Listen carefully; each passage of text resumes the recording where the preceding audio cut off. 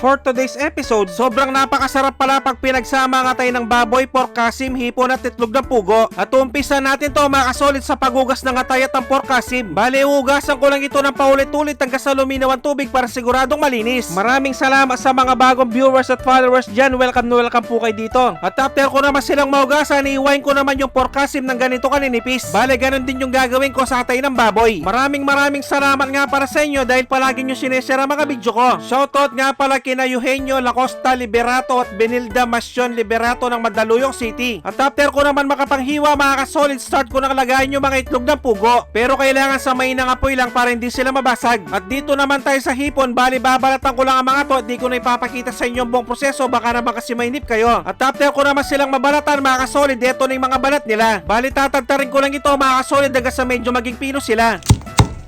At shoutout nga rin pala sa mga masisipag nating workers dito sa Pinas at sa ating mga bayaning OFW, mag-ingat po kayo lahat dyan. At shoutout nga rin pala kay Daniel Verdigar ng Baguio City at ang Verdigar family ng Masbate City. At eto na nga pala yung itsura ng mga ulo at balat ng ipon after ko matatad mga kasolid. Ililipat ko na dito sa kaserola, lalagyan ng tubig at papakuluan. At sakto naman mainit na yung mantika, ilalagay ko na yung mga hiniwa kong pork kasim. Bale, halu-haluin ko lang to sa katamtamang lakas ng apoy hanggang sa maiba na ang kulay. At yan, dahil pwede na to mga kasolid, start na tayo mag-isa ng sibuyas at bawang. At halu-haluin ko lang to hanggang sa lumabas ang napakabangong aroma. At dahil pwede na to mga kasolid, ihalo ko na yung atay at yung mga ipon. At kung umabot na kayo sa part ng episode na to mga kasolid, pwedeng pakicomment naman kung tagasan ka para malaman ko kung saan umabot ang video to. Maraming salamat. At after ko naman itong mahalo mga kasolid, sasangkapan ko na ito ng patis at pamintang durog. At shoutout nga rin pala kay Gina Cruz ng Makabebe, Pampanga. At eto nga pala yung ibang sasabaw natin mga kasolid, yung pinakuluan kong ulo at balat ng mga ipon. At tatakpan ko lang to hanggang sa kumulo.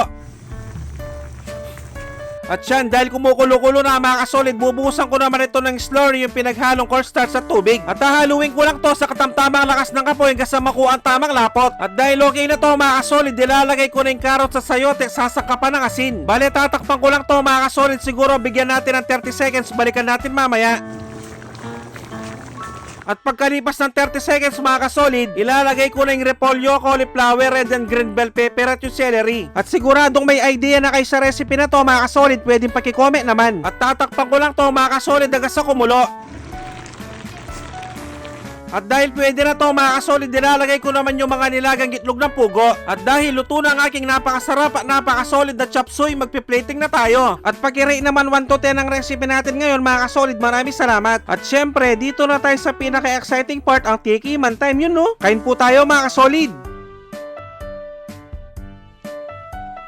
Sus Mariosep, kanyama na po. Grabe mga kasolid, hindi ako mahilig sa gulay pero ito nagustuhan ko. At siguradong mapapahanap ka talaga ng kanin pag ganito ang ulam mo. At eto nga rin pala yung sinasabi nilang unang kagat, kanin agad. At siguradong lulutuin din ito ni Benedicta Heron ng Malolos, Bulacan. At si Imelda Kapinding Managaytay ng Brazil, maraming salamat po sa panonood. At pag ganito talagang kinakain ko mga kasolid, hindi ko talaga mapigilang sumubo. At siguradong manguubos na naman ng isang kalderong kanin lamig to kung sakali. At bibigyan ko na kayo ng pangmalakasang perfect bite para dito. Yung sasalok ka ng gulay na may itlog tapos irerekta mo sa kanin at sasabawan mo pa, sobrang napaka-perfect nito mga tampo.